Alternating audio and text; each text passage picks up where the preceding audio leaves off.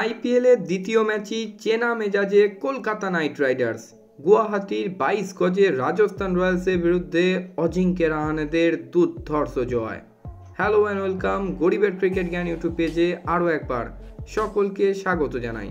প্রথম ম্যাচে হারের পর স্বস্তি ফিরল গতবারের চ্যাম্পিয়নদের শিবিরে।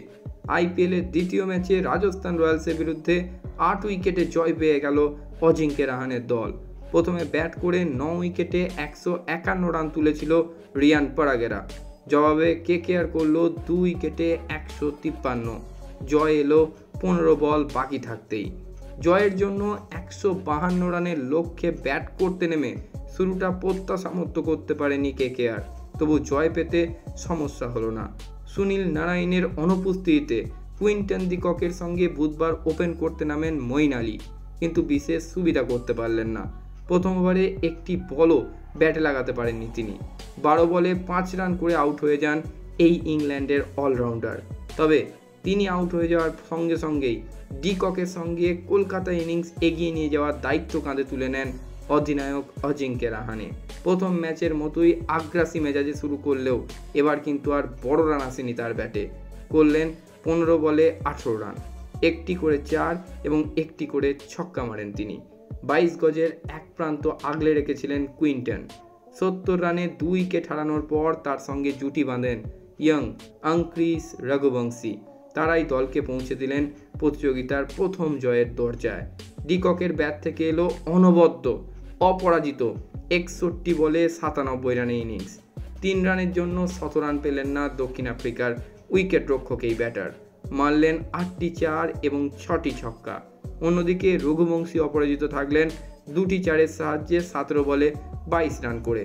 বোলিং সহায়ক উইকেট পেয়েও রাজস্থানের বোলাররা কেউই সুবিধা করতে পারলেন না। রাজস্থানের সফলতম বোলার ওয়ানিন্দু 34 রানে 1 উইকেট নিলেন।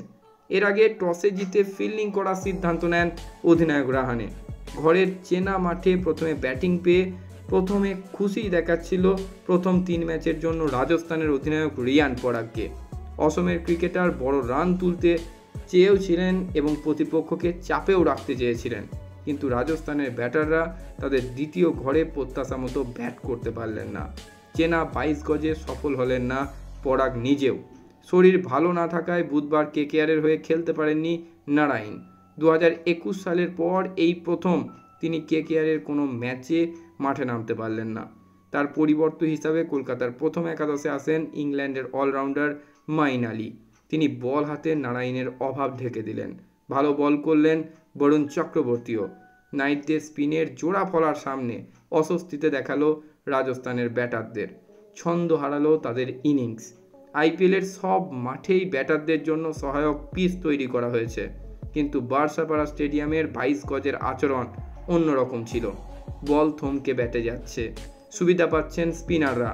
রাজস্থানের ইনিংসের মধ্যেই তাদের ব্যাটিং কোচ বিক্রম রাঠোর জানান গুয়াহাটির পিচে 160 রানই চ্যালেঞ্জিং, কিন্তু সেই রানও তুলতে পারলেন না রাজস্থানের ব্যাটাররা।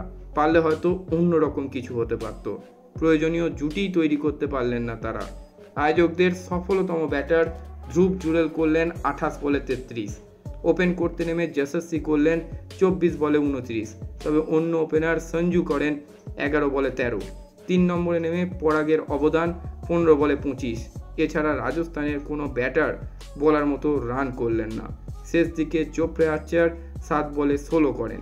তিনি রাজস্থানের ইনিংসকে কিছুটা ভদ্রস্থ জায়গায় পৌঁছে দেন।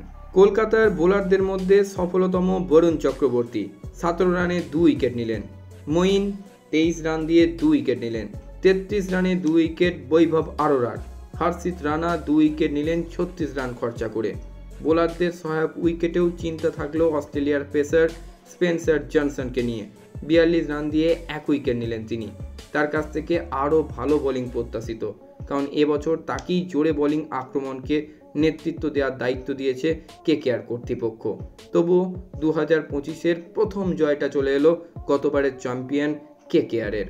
আজকের মতো ভিডিও এই পর্যন্তই। সকলে খুব ভালো থাকুন, সুস্থ থাকুন এবং ক্রিকেট সংক্রান্ত যাবতীয় আপডেটের জন্য আমার গরিবের ক্রিকেট জ্ঞান ইউটিউব চ্যানেলটিকে সাবস্ক্রাইব করে রাখুন।